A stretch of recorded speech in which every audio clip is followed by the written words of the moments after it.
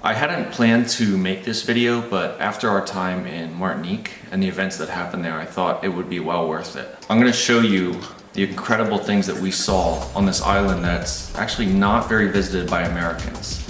It's mostly Europeans and they mostly come there for the beach, but there's a lot more because there's the mountains. We're out for a leisurely hike in Martinique on this beautiful sunny Sunday. It's just another day here. Who needs a trail? Oh.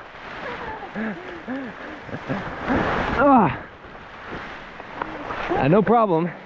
The good thing is everything's nice and soft, and it's not like there's any sort of, you know, highly venomous snakes in Martinique that bite the ankles when you can't see. No. Oh, yes there are! Fer-de-lance! We went into this trip without expectations, but decided to reserve 2 weeks on the island from late December 2022 until mid-January 2023. We took all our canyoneering gear because we knew that this island had several incredible routes and about 100 total. We didn't know how good they would or wouldn't be. And we knew that all the incredible waterfalls in the island could only be accessed with ropes, wetsuits, and other technical gear. We ended up renting a tiny Airbnb hut, like a little cabin behind somebody's house in a suburb area of Fort-de-France, and it was just filled with mosquitoes. We didn't spend much time there. We find in our travels that the worse the place is, the more it motivates you to get out and see parts of the destination, and this was certainly true for Martinique. The area around the house was really neat because it was filled with streams and all sorts of crazy green vegetation that seems to never stop growing. Getting around the island, it's kind of difficult. We ended up renting a car.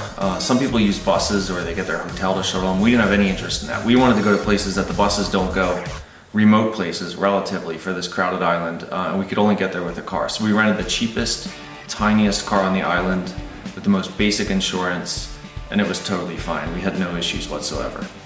We traveled throughout the island of Martinique. It's kind of small on a map, but when you get there, it takes several hours to cross, mostly due to high population density. So the upside of that is that there are a lot of small nooks and crannies in the island that are not well explored. Our favorite place was Mount Pelée, the giant volcano, the highest peak on the island on the north side. On Christmas Day, we went to a canyon called Bras de l'Aileron. It's one of the top-rated canyons on the island of Martinique. We didn't really know what to expect. It was our first major canyon on the island. As it turned out, we had to climb way up the slopes of Mount Pelée into the clouds. It was just covered in mist. Visibility was poor. The wind was whipping, but we were just happy it wasn't raining. We had to bushwhack across the slopes, deeper and deeper into this ravine. And as we progressed down the ravine, we actually ended up rappelling out of the clouds, and the water picked up as well. Flow started increasing, and after a bunch of crazy rappels on super slippery and rather uncomfortable rocks, we eventually got to pools. The pools were fantastic. The bluest water, where it comes from, I don't know, it just seeps out of the ground, completely filtered, no mud in it, perfect for jumping, a couple good slides, and the gorge only just narrows and gets deeper as you progress down the mountain. We were absolutely thrilled with this. It's a nice little waterfall!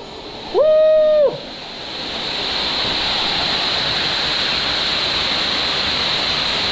It was our first major canyon, and we got out just in time for the sunset, and it was one of the most memorable Christmas days I've had. Truth be told, the route was a little tough. It's just a lot of sharp rocks, a lot of bushwhacking, a lot of unknowns, and the rocks were just terribly slippery. Overall, an incredible day, however.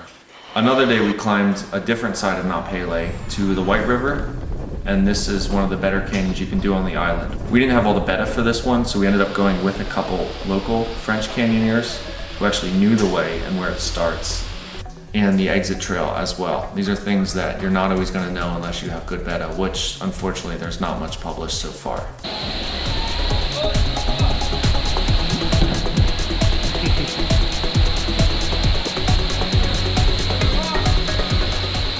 After several weeks in Martinique, we left the island with mixed feelings. Some of the canyoneering routes were really good, but a lot of them were just mediocre, and we weren't impressed with a lot of them. Is it worth flying to Martinique to do canyoneering? Absolutely. But research the routes ahead of time. You probably only need to do like a week of solid routes, and that's enough. And we met some of the nicest people on the island. I can't say enough good things about the people there. They're fantastic. Is it worth going back when there's so many other places to explore and life is so short? Time will tell.